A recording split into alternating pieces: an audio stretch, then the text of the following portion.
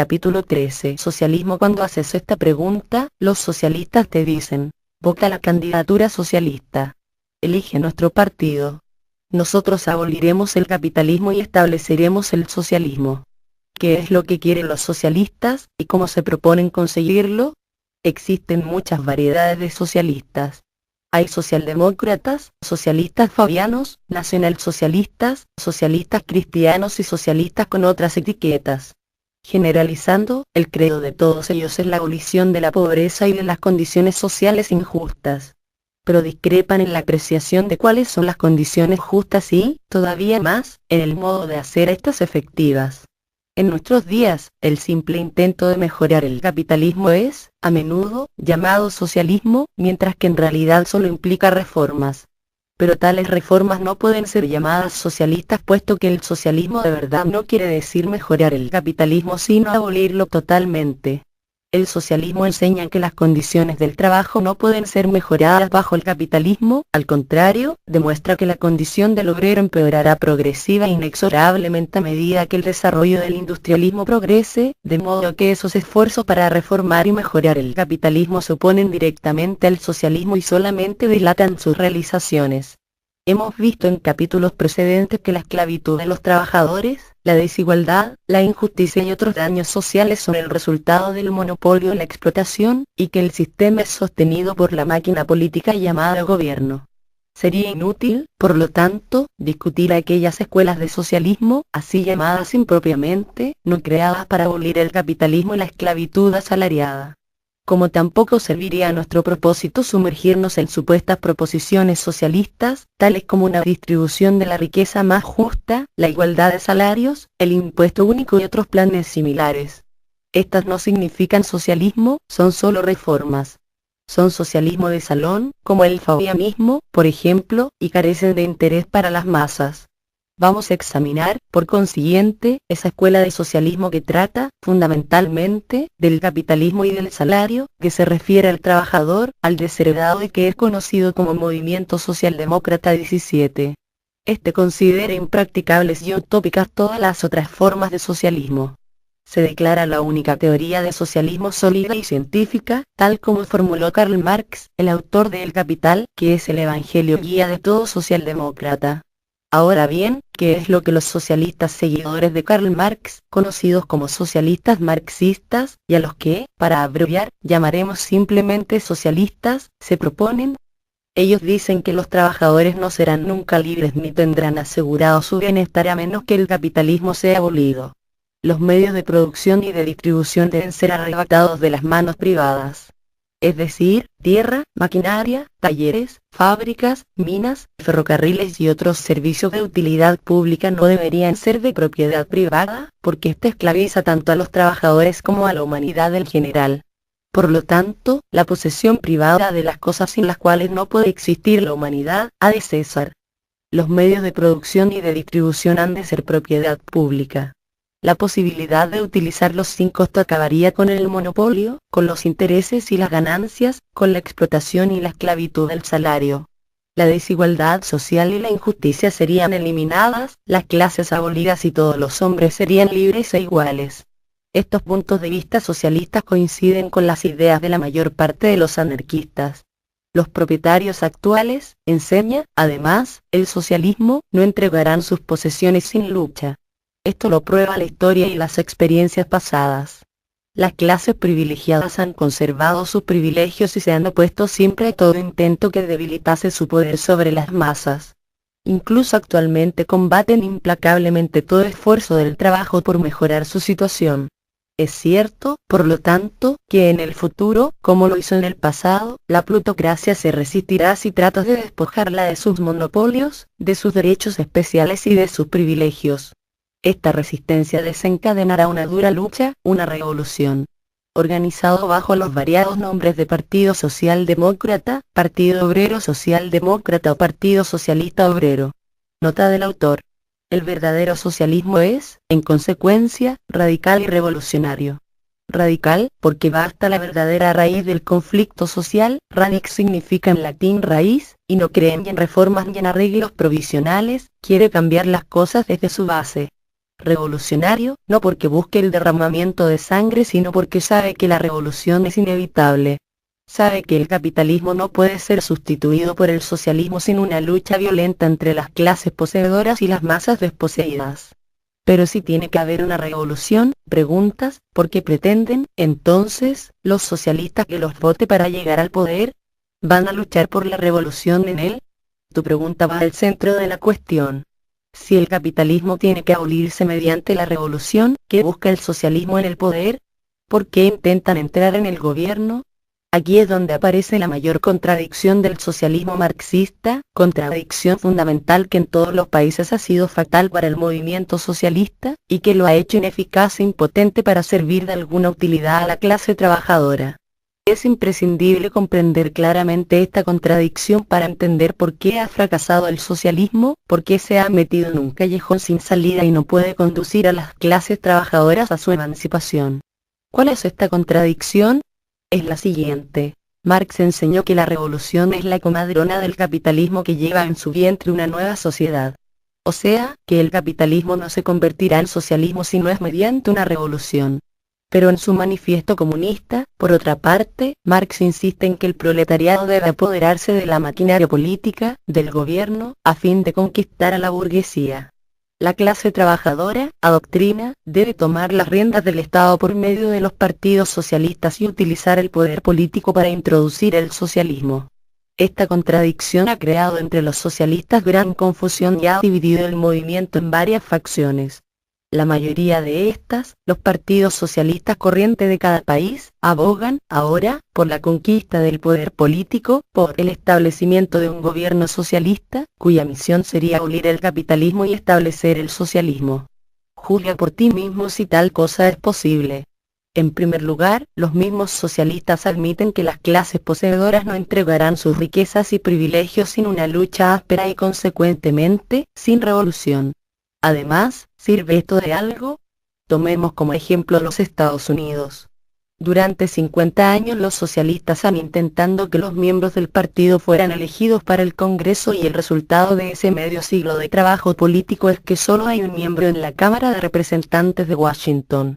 Con este promedio, y el promedio decrece más que crecer, ¿cuántos siglos pasarán para conseguir en el Congreso una mayoría socialista? Pero aun suponiendo que los socialistas pudiesen asegurarse algún día tal mayoría, ¿podrían entonces transformar el capitalismo en socialismo? Esto requeriría enmendar y alterar tanto la Constitución de los Estados Unidos, como las de cada estado, para lo que sería preciso los votos de 2/3 del censo.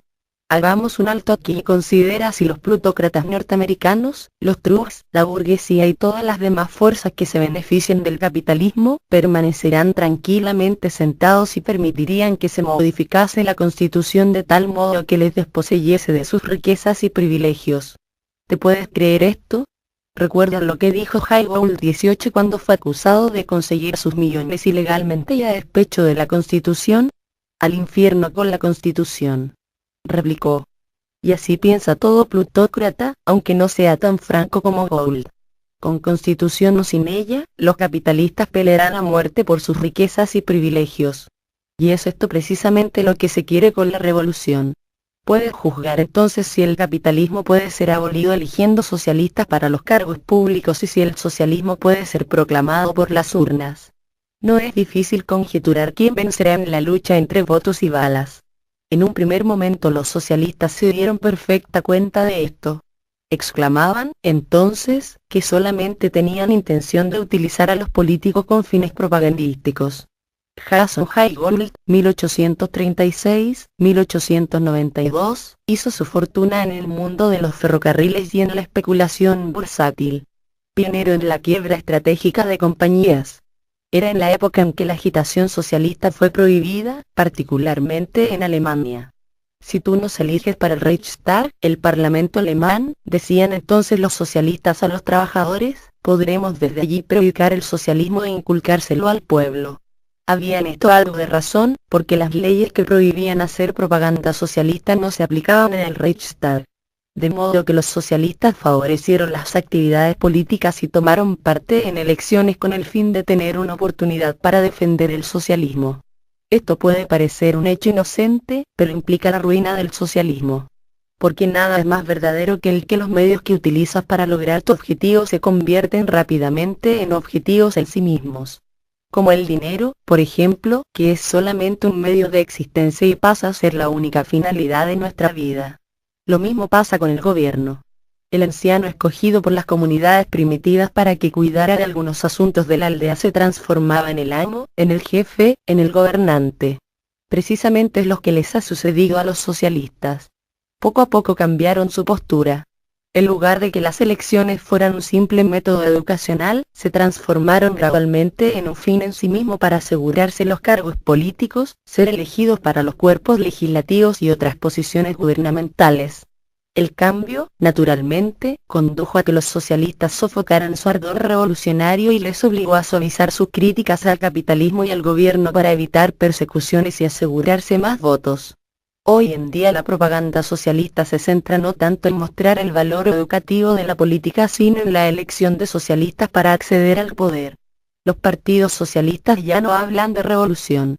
Dicen, ahora, que cuando consigan una mayoría en el Congreso o en el Parlamento, traerán el socialismo legislando.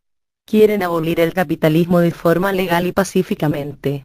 En otras palabras, han cesado de ser revolucionarios, se han transformado en reformistas que quieren cambiar las cosas con la ley. Vamos a ver cómo han estado haciendo esto en décadas anteriores. En casi todos los países europeos los socialistas se han asegurado un gran poder político.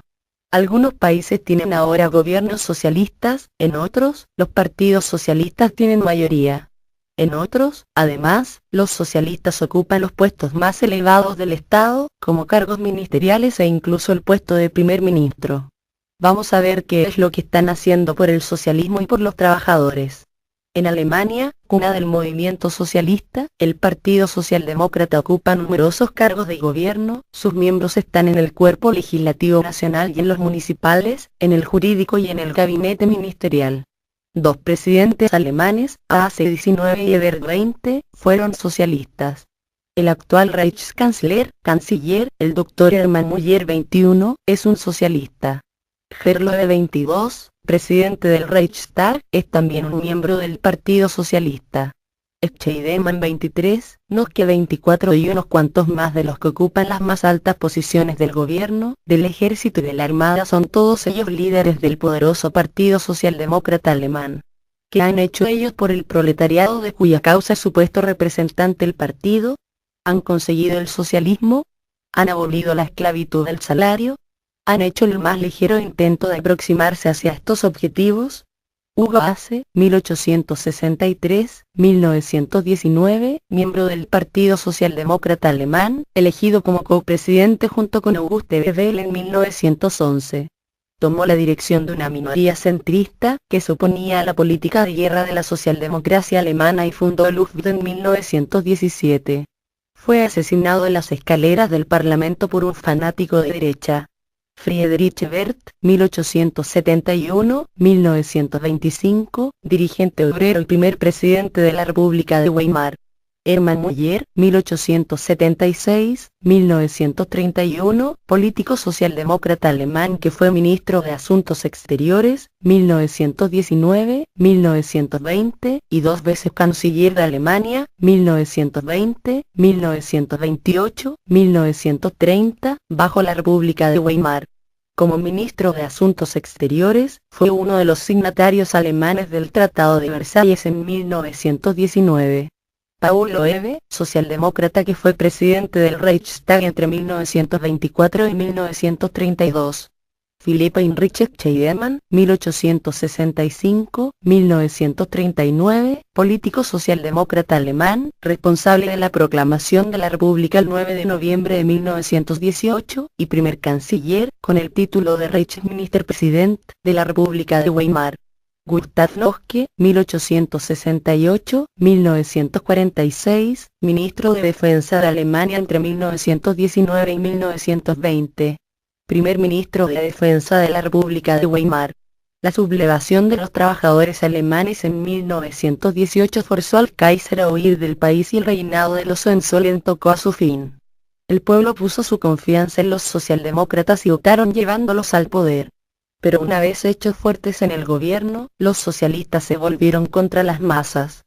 Se mezclaron con la burguesía alemana y la casta militar, y se convirtieron en baluarte del capital y del militarismo. No solo desarmaron al pueblo y eliminaron a los obreros, sino que fusilaron y encarcelaron a todo socialista que osó protestar contra su traición. Noske, como jefe socialista del ejército durante la revolución, mandó a sus soldados contra los trabajadores y ordenó la masacre a gran escala de los mismos proletarios que los llevaron al poder, sus propios hermanos socialistas. En sus manos perecieron Karl Liebknecht 25 y Rosa Luxemburg 26, dos de los más leales y devotos revolucionarios, asesinados a sangre fría en Berlín el 16 de enero de 1919 por oficiales del ejército, en secreta connivencia con el gobierno socialista. El poeta y pensador anarquista Gustav Landauer 27 corrió la misma suerte y decenas de los mejores amigos de los trabajadores fueron asesinados por toda Alemania.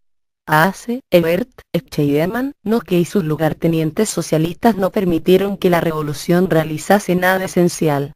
Al instante de conseguir el poder lo utilizaron para aplastar al trabajador rebelde. El asesinato público y clandestino de los Karl Liebknecht, 1871-1919, político alemán. Se unió a la socialista alemana Rosa Luxemburg para crear una facción radical dentro del SPD. Se les conocía como espartaquistas. Este grupo sería el germen del que nacería el Partido Comunista Alemán, KPD. Fue expulsado del SPD el 1 de enero de 1916. Se opuso al gobierno provisional formado en noviembre de 1918 por el socialdemócrata Friedrich Ebert tras la proclamación de la República de Weimar y lideró la insurrección. Las fuerzas policiales sofocaron la revuelta. Liebknecht fue arrestado y, mientras era conducido a prisión el 15 de enero de 1919, fue ejecutado. Rosa Luxemburg, 1870-1919, teórica marxista de origen judío. Formó parte del grupo alemán Spartacus, que fundó junto con Karl Liebknecht y Clara Zetkin. Tomó parte en la frustrada revolución de 1919 en Berlín, aun cuando este levantamiento tuvo lugar en contra de sus consejos. La revuelta fue sofocada con la intervención del ejército monárquico y la actuación de los cuerpos libres, o Freikorps, grupos de mercenarios nacionalistas de derecha, y a su término cientos de personas, entre ellas Rosa Luxemburg, fueron encarceladas, torturadas y asesinadas. Gustav Landauer, 1870-1919, teórico anarquista, escritor, traductor y filósofo. Elementos verdaderamente revolucionarios fue tan solo uno de los medios empleados por el Partido Socialista para subyugar la revolución. Lejos de introducir algún cambio que beneficiase a los trabajadores, el Partido Socialista se volvió el más celoso defensor del capitalismo conservando todas las prerrogativas y ventajas de la aristocracia y la clase señorial. Es por esto que la revolución alemana no consiguió nada más que expulsar al Kaiser. La nobleza mantuvo la posesión de todos sus títulos, propiedades, derechos especiales y privilegios. La casta militar retuvo el poder como lo hizo bajo la monarquía. La burguesía salió fortalecida y los reyes y magnates de las finanzas y la industria dominaron al trabajador con mayor arbitrariedad que antes. El Partido Socialista de Alemania, respaldado por millones de votos, tuvo éxito en conseguir el poder. Los trabajadores siguen siendo esclavos y sufren como antes. El mismo cuadro hallarás en otros países. En Francia, el Partido Socialista tiene una fuerte representación en el gobierno. El ministro de Asuntos Exteriores, Aristide Briand 28, que también ha sido primer ministro, fue anteriormente una de las grandes mentes del partido en Francia. Hoy es el más firme defensor del capitalismo y del militarismo. Muchos de sus primeros compañeros socialistas son sus colegas de gobierno, y muchos otros socialistas actuales están en el Parlamento francés y en otros cargos importantes. ¿Qué están haciendo por el socialismo? ¿Qué hacen por los trabajadores? Están ayudando a defender y a estabilizar el régimen capitalista francés. Están muy atareados promulgando leyes, incrementando los impuestos para que los altos funcionarios del gobierno puedan tener mejores salarios. Se han comprometido a cobrar las indemnizaciones de guerra a Alemania, para lo que están sangrando a sus trabajadores, como a sus hermanos franceses. Están trabajando duramente para educar a Francia, y particularmente a los niños de sus escuelas, en el odio al pueblo alemán. Ayudan a construir más navíos de guerra y aviones militares para la próxima guerra que preparan, cultivando el espíritu chauvinista y de venganza contra sus países vecinos. Las nuevas leyes que movilizan a todo adulto y mujer de Francia en caso de guerra, fueron presentadas por el promitente socialista Paul Boncourt 29, y aprobadas con la ayuda de los miembros socialistas de la Cámara de los Diputados. En Austria, Bélgica, Suiza, Noruega, Holanda, Dinamarca, Checoslovaquia y en muchos otros territorios europeos, los socialistas han asumido el poder. En algunos países parcialmente, en otros por completo. Y en todas partes, sin una sola excepción, su trayectoria ha sido la misma. En todas partes han abjurado de sus ideales, han embaucado a las masas, han encaminado su ascenso político en su propio provecho y gloria. Esos hombres que suben al poder sirviéndose de las espaldas del trabajador y una vez allí les traicionan, son unos canallas. Oigo que dices con justa indignación. Es verdad, pero eso no es todo. Hay una razón más profunda para su constante y habitual traición, una causa más importante y significativa de este casi universal fenómeno. Los socialistas no son en esencia diferentes de los demás hombres. Son seres humanos como tú y como yo. Y ningún hombre se vuelve un traidor o un canalla en una sola noche. Es el poder el que corrompe. La conciencia de que posees poder es en sí misma el peor veneno que corroe las esencias más bellas del hombre. La mugre y la contaminación de los políticos de todo el mundo prueba esto suficientemente. Incluso, hasta los socialistas que han llegado a los cuerpos legislativos y a posiciones de gobierno con las mejores intenciones son impotentes para hacer nada de naturaleza socialista, nada que beneficie a los trabajadores.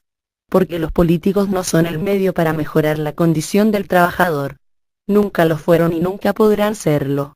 La desmoralización y la corrupción llegan poco a poco, tan gradualmente que es difícil darse cuenta. Observa, por ejemplo, las circunstancias de un socialista elegido para el Congreso. Está completamente solo frente a varios centenares de hombres de otros partidos. Nota la oposición general a sus ideas radicales y respira una atmósfera extraña y hostil. Pero está allí y ha de participar en los asuntos que se tratan. A muchos de estos, los proyectos de ley o las leyes propuestas les son enteramente extraños. Aristide Briand, 1862-1932, político francés considerado uno de los precursores de la Unidad Europea. Joseph Paul Boncourt, 1873-1972, político francés. Fundador de la Unión Socialista Republicana, 1931, senador, 1931-1940, y ministro de la Guerra, 1932 y 1934, y de Asuntos Exteriores, 1933, 1934 y 1938. No hay nada que tenga conexión con las ideas de los socialistas ni ninguna relación con los intereses de los votantes de la clase trabajadora que lo eligieron. Es exclusivamente rutina legislativa. Solo cuando llega a la Cámara un proyecto de ley sobre algún aspecto del trabajo o de la situación industrial y económica, nuestro socialista puede tomar parte en los debates. Lo hace y se lo ignora o se ríen de él por sus impracticables ideas sobre el asunto. Pues para ellos son en verdad impracticables. Incluso en el mejor de los casos, cuando la ley propuesta no está proyectada especialmente para otorgar nuevos privilegios a los monopolios, trata de asuntos en los que está implicado el negocio capitalista con algún tratado o convenio comercial entre un gobierno y otro. Pero él, el socialista, fue elegido por la etiqueta de socialista y a su misión abolir el régimen capitalista, terminar en su conjunto con el sistema de comercio y ganancia, y así, ¿cómo puede hablar él, prácticamente, sobre los proyectos de ley sometidos a discusión? Por supuesto que se convierte en el blanco de las burlas de sus colegas, y pronto empieza a comprender lo inútil y estúpida que es su presencia en las antesalas de la legislación. Por esto, algunos de entre los mejores hombres del Partido Socialista Alemán se revolvieron contra la actuación política, como hizo Johann Most 30, por ejemplo. Pero existen pocas personas con tal honradez y valor. Johann Most, 1846-1906, anarquista alemán de finales del siglo VI. Más conocido por popularizar la estrategia de la propaganda por el hecho. Most establecía que el sistema actual será más rápido y radicalmente vencido eliminando a todo opositor. Most prefería el método del atentado, principalmente a través de explosivos, por lo cual ganó el apodo de Dinamost, aunque curiosamente no se conoce a ciencia cierta que participara en acciones de corte violento. Most fue contemporáneo de muchos otros famosos anarquistas, tales como Emma Goldman, Alexander Berkman y Rico Malatesta, quienes lo respetaban pero diferían de algunos de sus planteamientos teóricos. Most era además un ferviente seguidor de los ideales de la emancipación de clase del proletariado. Con el tiempo Most empezó a favorecer la concienciación de los trabajadores y su organización libre a través de tácticas ajenas de dogmas e insensateces radicales, por lo que empezó a condenar cualquier indicio de violencia gratuita y pseudo-revolucionaria. Publicó un conocido periódico anarquista denominado Freiheit, popular entre los libertarios de Austria, Bohemia y Hungría. Originalmente publicado en Londres, luego siguió publicándose en Nueva York, con amplia acogida además entre los alemanes en el exilio. En él se nota su evolución desde sus originales posturas incendiarias hacia finalmente la preferencia por la educación y la estrategia de organización revolucionaria con principios formativos. Por regla general, el socialista permanece en su posición y cada día se ve forzado a comprobar, más y más, el papel absurdo que está representando. Y acaba por entender que es necesario que haya algún modo de tener una participación seria en el trabajo, de presentar en las exposiciones opiniones sólidas y convertirse en un elemento importante de los debates. Siente esta necesidad imperativa para preservar su dignidad, para obligar a sus colegas a que lo respeten, y también, para demostrar a sus electores que no eligieron un simple maniquí. Así, se pone al corriente de la rutina. Estudia el dragado de los ríos y la mejora de las costas, lee a fondo sobre apropiaciones, examina las 101 proposiciones de ley sometidas a consideración, y cuando ocasionalmente desciende de estas alturas, que no es muy a menudo, trata de explicar la legislación propuesta desde el punto de vista de los principios básicos socialistas, sobre cuya delimitación tiene sus dudas. Hace un discurso socialista. Pinta con vívidos colores los sufrimientos de los trabajadores y el crimen de la esclavitud del salario. Informa a sus colegas de que el capitalismo es un mal, de que el rico debe ser abolido y que hay que acabar con todo el sistema. Termina su perorata y se sienta. Los estadistas cambian miradas, sonrisas, chanzas, y la asamblea pasa a debatir el asunto que se trae entre manos. Nuestro socialista percibe que es el hazmerreír de la sala. Sus colegas se van aburriendo de su aspecto furibundo, y cada vez encuentra más dificultad en asegurarse el turno de palabra. A menudo es llamado al orden y se lo amonesta para que se limite a tratar el tema, pero sabe que ni con su palabra ni con su voto puede influir sobre los debates en lo más mínimo. Ni aun sus discursos llegan al público. Son sepultados en el diario de sesiones que nadie lee, y se entera con dolor de que es una voz solitaria e inadvertida en el yermo de las maquinaciones políticas. Recurre a los electores para que voten para los cuerpos legislativos a más camaradas. Un solo socialista, les dice, no puede conseguir nada. Pasan los años y por fin el Partido Socialista consigue tener electos a una parte de sus miembros. Cada uno de ellos pasa por la misma experiencia que su primer colega, pero ahora llegan rápidamente a la conclusión de que predicar doctrinas socialistas a los estadistas es poco menos que inútil. Deciden, entonces, participar en la legislación. Les es preciso demostrar que no están vomitando revolución sino que son hombres prácticos, hombres de Estado, que están haciendo algo por sus asociaciones, mirando por sus intereses. De este modo, la situación los empuja a participar de forma práctica en los debates, a hablar de negocios, a enfrentarse con los asuntos en trámite en el cuerpo legislativo. Saben perfectamente que esos temas no tienen ninguna relación con el socialismo o con la abolición del capitalismo. Al contrario, todo ese fabricar leyes y esa hipocresía política solamente afianzan la garra de los amos sobre el pueblo. Peor aún, ilusiona a los trabajadores en la creencia de que la legislación puede hacer algo por ellos y los engañan con la falsa esperanza de que pueden obtener resultados por mediación de los políticos. Así, se los mantiene esperando que la ley y el gobierno cambien las cosas y mejoren su situación. Y así continúa funcionando la maquinaria del gobierno, los amos mantienen su posición privilegiada y los trabajadores permanecen a la espera de la actuación de sus representantes en los cuerpos legislativos con promesas de nuevas leyes que les aliviarán en alguna medida su situación. Este proceso se ha venido siguiendo durante años en todos los países de Europa. Los partidos socialistas han conseguido que muchos de sus miembros fueran elegidos para diversos puestos legislativos y gubernamentales. Al respirar durante años en esta atmósfera, disfrutando de buenas comisiones y pagas, los socialistas electos se han vuelto una parte de la maquinaria política. Han llegado a pensar que no vale la pena esperar hasta la revolución socialista para abolir el capitalismo. Es más práctico trabajar por algunas mejoras, tratar de obtener en el gobierno una mayoría socialista. Porque cuando tengan una mayoría, dicen ahora, no necesitarán ninguna revolución. El viraje socialista se abre camino gradualmente. Cuanto más grande es su éxito electoral y más firme su poder político, más conservadores se vuelven y más conformes con las condiciones existentes. Apartados de la vida y de los sufrimientos de la clase trabajadora, viviendo en un ambiente burgués de opulencia, se han convertido en lo que ellos llaman gente práctica. Viendo en primer plano cómo funciona la máquina política, conociendo su libertinaje y su corrupción, han deducido que en esta charca de engaños, sobornos y corrupción no hay esperanza para el socialismo. Pero pocos, muy pocos socialistas, encuentran el coraje necesario para mostrar a los trabajadores que no hay esperanzas en la política para su causa. Una confesión tal significaría el final de su carrera política, con pérdida de sus emolumentos y ventajas. De modo que la gran mayoría de ellos se contenta con reservarse su opinión y seguir beneficiándose.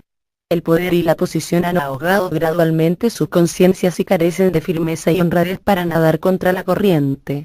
Esto es lo que se ha hecho del socialismo, que fue un día la esperanza de los oprimidos del mundo. Los partidos socialistas han estrechado las manos de los partidos burgueses y de los enemigos del trabajador. Se han convertido en el más firme baluarte del capitalismo, fingiendo ante las masas que están luchando por los intereses de estas, mientras que, en realidad, han hecho causa común con los explotadores. Hasta tal extremo se han olvidado y alejado del socialismo original que, en la Gran Guerra, los partidos socialistas de todos los países europeos ayudaron a sus gobiernos a conducir a los trabajadores al matadero. La guerra ha evidenciado claramente la bancarrota del socialismo. Los partidos socialistas, cuyo lema era Trabajadores del Mundo, unidos, enviaron a unos obreros para que asesinaran a otros. Pasaron de enemigos encarnizados del militarismo a defensores de sus patrias, apremiando a los trabajadores para que se pusiesen el uniforme y matasen a sus hermanos trabajadores de otros países. Extraño, ¿verdad? Habían estado diciendo a los proletarios durante años que no tenían patria, que sus intereses son opuestos a los de sus amos, que el trabajador no tiene nada que perder sino sus cadenas, pero al primer signo de guerra convocan a estos a enrolarse en el ejército y a votar dando apoyo y dinero para que el gobierno ponga en marcha la masacre. Esto sucedió en todos los países de Europa. Es verdad que hubo minorías socialistas que protestaron contra la guerra, pero la aplastante mayoría, dentro de los partidos socialistas, las ignoró y excomulgó, posicionándose con la gran matanza. Y esto fue la más terrible traición, no solo del socialismo, sino de toda la clase trabajadora, de la humanidad misma. El socialismo, cuyo propósito fue educar al mundo en el conocimiento de los males capitalistas, del carácter homicida del patriotismo, de la bestialidad e inutilidad de la guerra. El socialismo, que fue el defensor de los derechos del hombre, de la libertad y de la justicia, esperanza y promesa de un día mejor, se convirtió miserablemente en defensor del gobierno de los amos y se convirtió en criado al servicio de militares y ultranacionalistas. Los más destacados socialdemócratas se convirtieron en socialpatriotas. Pero no sucedió esto simplemente por traición. Pensar así sería equivocar su verdadero origen y comprender mal las enseñanzas de esta lección. Claro que hubo traición, en lo espiritual y en la práctica, y los resultados de esta traición han quebrantado el socialismo, desilusionado a los millones que creían de verdad en él y hundido al mundo en una negra reacción. Pero no fue solo una traición ordinaria. La verdadera causa es mucho más honda. Somos lo que comemos, ha dicho un gran pensador. Esto es, la vida que llevamos, el ambiente en que vivimos, los pensamientos que ideamos y los actos que ejecutamos, conforman sutilmente nuestro carácter y nos hacen como somos. La prolongada actividad política y la cooperación de los socialistas con los partidos burgueses han cambiado sus ideas y su forma de pensar. Poco a poco olvidaron que el propósito del socialismo era educar a las masas, hacerles ver el juego del capitalismo, enseñarles que el gobierno es su enemigo, que la iglesia las mantiene en la ignorancia, que son embaucadas con ideas destinadas a perpetuar las supersticiones y los prejuicios en que se fundamenta la sociedad presente.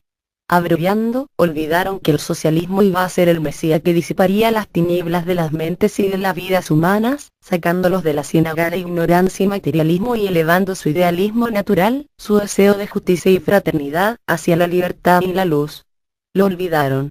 Lo habían olvidado para ser prácticos, para conseguir algo, para convertirse en políticos de éxito. Tú no puedes zambullirte en una charca y permanecer limpio. Lo habían olvidado, porque su objetivo era solo conseguir resultados, venciendo las elecciones y asegurándose el poder. Sabían que no podrían triunfar en la política diciéndole al pueblo toda la verdad sobre sus condiciones de vida, porque la verdad no solamente atrae la enemistad del gobierno, la iglesia y la escuela, sino que también ofende los prejuicios de las masas. Es necesario instruirlas y esto exige un proceso lento y dificultoso. Pero el juego político precisa del éxito, de resultados inmediatos. Los socialistas tuvieron que ser cuidadosos para evitar todo conflicto demasiado grave con cualquier poder. No podían perder su tiempo educando al pueblo. En consecuencia, conseguir votos se convirtió en su principal objetivo. Para conseguir esto tuvieron que arriar velas.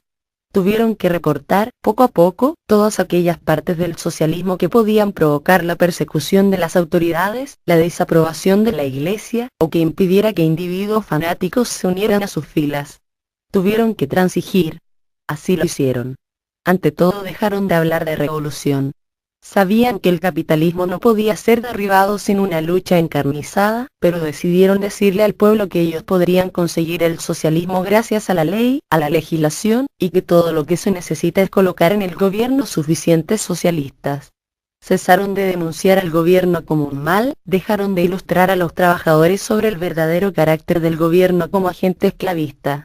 Además de esto, comenzaron a afirmar que ellos, los socialistas, eran los más leales mantenedores del Estado y sus mejores defensores, que lejos de oponerse a la ley y el orden, son sus mejores amigos, que son, en verdad, los únicos que creen sinceramente en el gobierno, solo que este debe ser socialista. Esto es, que ellos, los socialistas, hacen las leyes e impulsan el gobierno. Y así, en lugar de debilitar la falsa y esclavizadora credulidad en la ley y el gobierno, debilitarla a fin de que aquellas instituciones pudiesen ser abolidas como medios opresivos, los socialistas se afanan actualmente en fortalecer la fe del pueblo en la eficacia de la autoridad y el gobierno, de tal modo que los miembros de los partidos socialistas de todo el mundo son hoy los que firmemente creen en el Estado y son llamados, por consiguiente, estatales.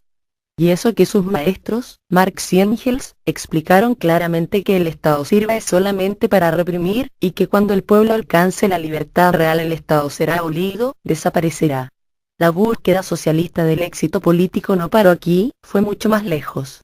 Para ganar votos, los socialistas acordaron educar al pueblo respecto de la falsedad, hipocresía y amenaza que significa la religión organizada. Sabemos que la Iglesia como institución es y ha sido siempre un baluarte del capitalismo y la esclavitud. Es obvio apuntar que la gente que creen en la Iglesia, se confiesan con el sacerdote y reverencian su autoridad, les serán obedientes y seguirán sus órdenes.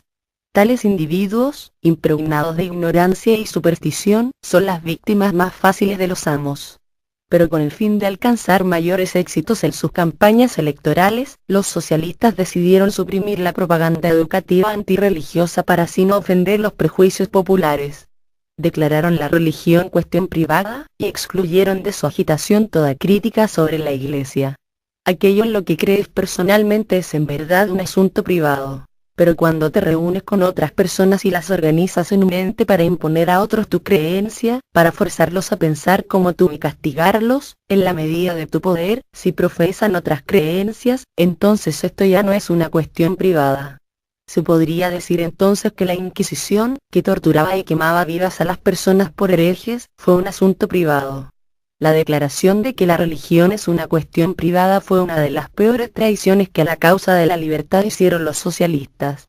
La humanidad ha ido lentamente desprendiéndose de la ignorancia, de la superstición, del fanatismo y de la intolerancia que hicieron posibles las persecuciones religiosas y la Inquisición. El progreso de la ciencia y de la inventiva, la palabra impresa y los medios de comunicación trajeron la ilustración, y esta es la que en cierta medida ha liberado la mente humana de las garras de la Iglesia, que no ha cejado en su empeño de condenar a aquellos que no aceptan sus dogmas. Todavía existe esa persecución, pero el avance del conocimiento le ha quitado a la Iglesia su pretérito y absoluto predominio sobre la mente, la vida y la libertad del hombre. De igual modo que el progreso ha desposeído al gobierno de poder tratar al pueblo como esclavos y siervos. Puedes ver fácilmente lo importante que es, pues, Continuar con ese proceso de ilustración que se ha demostrado en el pasado tan beneficioso para la liberación de las gentes. Continuarlo para que algún día podamos desterrar por completo todas las influencias de la superstición y la tiranía. Pero los socialistas abandonaron esta labor tan necesaria, declarando que la religión es una cuestión privada. Transigir así y repudiar los verdaderos fines socialistas fue muy provechoso. Los socialistas ganaron fortaleza política sacrificando sus ideales. Pero tal fortaleza ha sido sustituida a la larga por descomposición y perdición. No hay nada más corruptor que las claudicaciones. Un paso en esa dirección exige otro, se hace innecesario y obligatorio, y pronto te arrolla con la fuerza de una bola de nieve que descendiendo se convierte en una luz. Una a una, todas estas facetas significativas del socialismo, instrucción y libertad, fueron ofrendadas en apoyo de los políticos, para asegurarse una opinión pública más favorable, suavizar la persecución y realizar algo práctico, es decir, conseguir la elección de más socialistas para los cargos del Estado. En este proceso, que se ha desarrollado durante años y años en todos los países, los partidos socialistas de Europa consiguieron millones de afiliados. Pero no todos eran socialistas, eran seguidores del partido pero desconocían el verdadero espíritu y el significado del socialismo. Hombres y mujeres empapados de prejuicios ancestrales y con los puntos de vista del capitalismo. Gente de mentalidad burguesa, nacionalistas mezquinos, miembros de la Iglesia, creyentes en la autoridad divina y, en consecuencia, también en el mandato de los hombres, en el predominio de un hombre sobre otro, en el Estado y sus instituciones de explotación y de opresión, en la necesidad de defender sus gobiernos y sus países, en el patriotismo y el militarismo. Sorprende, entonces, que cuando estalló la Gran Guerra los socialistas de todos los países, con pocas excepciones, tomaran las armas para defender la madre patria de sus amos y dirigentes. Los socialistas alemanes combatieron por el Kaiser, los austríacos por la monarquía de los Habsburgo, los rusos por el zar, los italianos por el rey y los franceses por la república. De esta manera los socialistas y sus simpatizantes fueron a destrozarse entre sí hasta que 10 millones de ellos encontraron la muerte y 20 millones más quedaron ciegos, mutilados o inválidos. Era inevitable que la actividad política y parlamentaria condujese a tales resultados. Porque, en verdad, la denominada acción política es, respecto de la causa de los trabajadores y del progreso, peor que la inacción.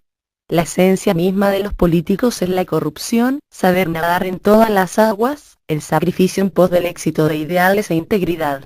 Para las masas los frutos de este éxito han sido amargos, al igual que para todo hombre y mujer honrado del mundo. La consecuencia directa de esto es que millones de trabajadores de todos los países del mundo quedaron desanimados y sin esperanzas. Sienten claramente que los socialistas los han engañado y traicionado. 50, más aún, 100 años de labor socialista han declarado la completa bancarrota de los partidos socialistas, la desilusión de las masas y han desencadenado la reacción que hoy domina al mundo entero y atenaza la garganta del trabajador con un guante de hierro. ¿Sigues pensando que los partidos socialistas con sus elecciones y sus políticos pueden librar al proletariado de la esclavitud del salario? Por sus frutos sabrás quiénes son. Pero los bolcheviques, protestas, no han traicionado a los trabajadores. Ellos han implantado el socialismo en Rusia. Echemos entonces un vistazo a Rusia.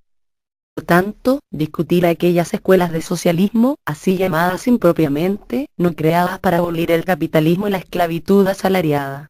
Como tampoco serviría a nuestro propósito sumergirnos en supuestas proposiciones socialistas, tales como una distribución de la riqueza más justa, la igualdad de salarios, el impuesto único y otros planes similares. Estas no significan socialismo, son solo reformas. Son socialismo de salón, como el fabianismo, por ejemplo, y carecen de interés para las masas. Vamos a examinar, por consiguiente, esa escuela de socialismo que trata, fundamentalmente, del capitalismo y del salario, que se refiere al trabajador, al desheredado y que es conocido como Movimiento Socialdemócrata 17. Este considera impracticables y utópicas todas las otras formas de socialismo. Se declara la única teoría de socialismo sólida y científica, tal como formuló Karl Marx, el autor de El Capital, que es el evangelio guía de todo socialdemócrata. Ahora bien, ¿qué es lo que los socialistas seguidores de Karl Marx, conocidos como socialistas marxistas, y a los que, para abreviar, llamaremos simplemente socialistas, se proponen? Ellos dicen que los trabajadores no serán nunca libres ni tendrán asegurado su bienestar a menos que el capitalismo sea abolido. Los medios de producción y de distribución deben ser arrebatados de las manos privadas.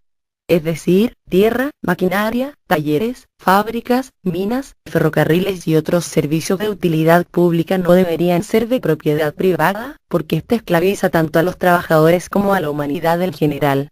Por lo contradicción ha creado entre los socialistas gran confusión y ha dividido el movimiento en varias facciones.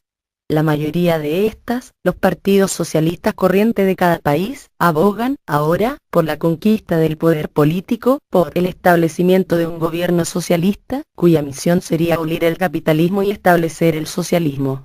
Juzga por ti mismo si tal cosa es posible. En primer lugar, los mismos socialistas admiten que las clases poseedoras no entregarán sus riquezas y privilegios sin una lucha áspera y consecuentemente, sin revolución. Además, ¿sirve esto de algo? Tomemos como ejemplo los Estados Unidos. Durante 50 años los socialistas han intentado que los miembros del partido fueran elegidos para el Congreso y el resultado de ese medio siglo de trabajo político es que solo hay un miembro en la Cámara de Representantes de Washington. Con este promedio, y el promedio decrece más que crecer, ¿cuántos siglos pasarán para conseguir en el Congreso una mayoría socialista? Pero aun suponiendo que los socialistas pudiesen asegurarse algún día tal mayoría, ¿podrían entonces transformar el capitalismo en socialismo? Esto requeriría enmendar y alterar tanto la Constitución de los Estados Unidos, como las de cada estado, para lo que sería preciso los votos de 2/3 del censo. Hagamos un alto aquí y considera si los plutócratas norteamericanos, los trusts, la burguesía y todas las demás fuerzas que se beneficien del capitalismo, permanecerán tranquilamente sentados y permitirían que se modificase la Constitución de tal modo que les desposeyese de sus riquezas y privilegios. ¿Te puedes creer?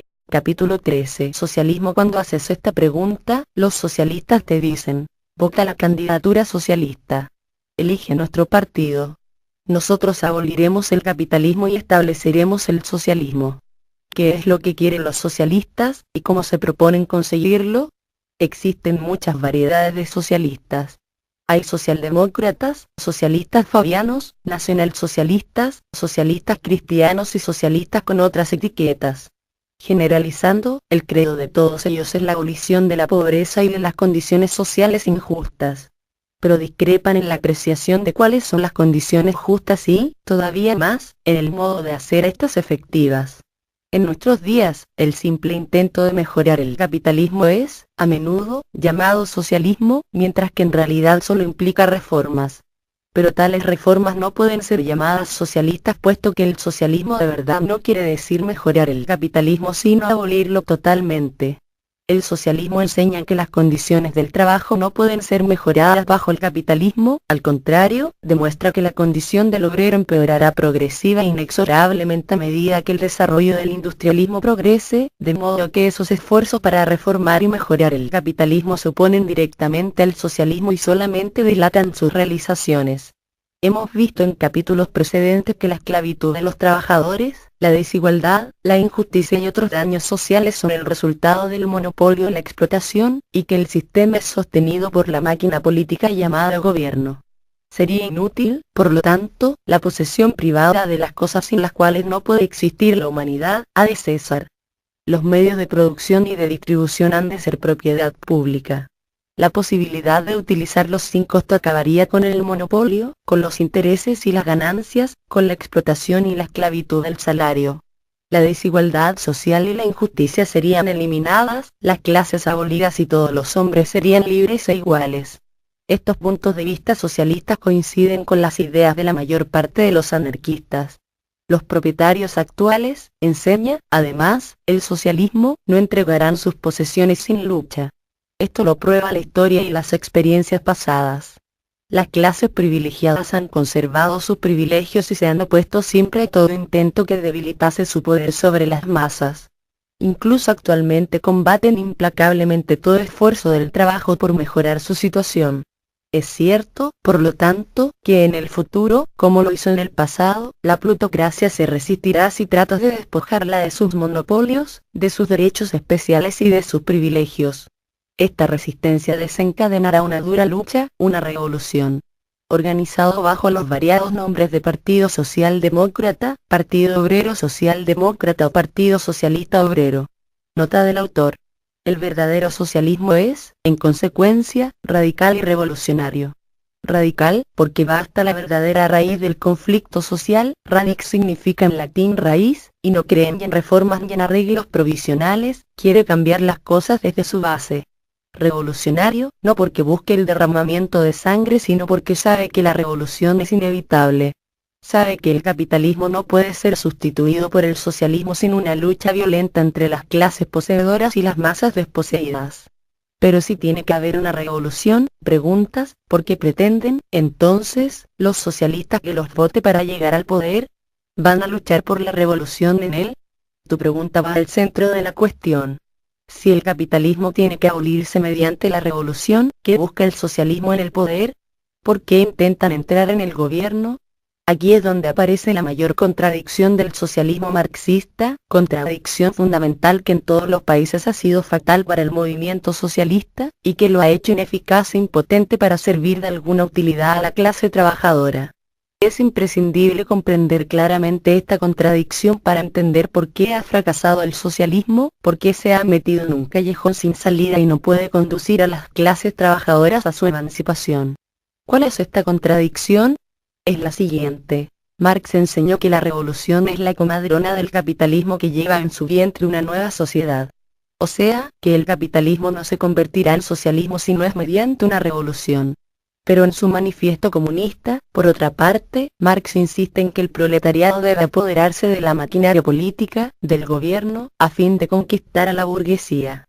La clase trabajadora, adoctrina, debe tomar las riendas del Estado por medio de los partidos socialistas y utilizar el poder político para introducir el socialismo. Esta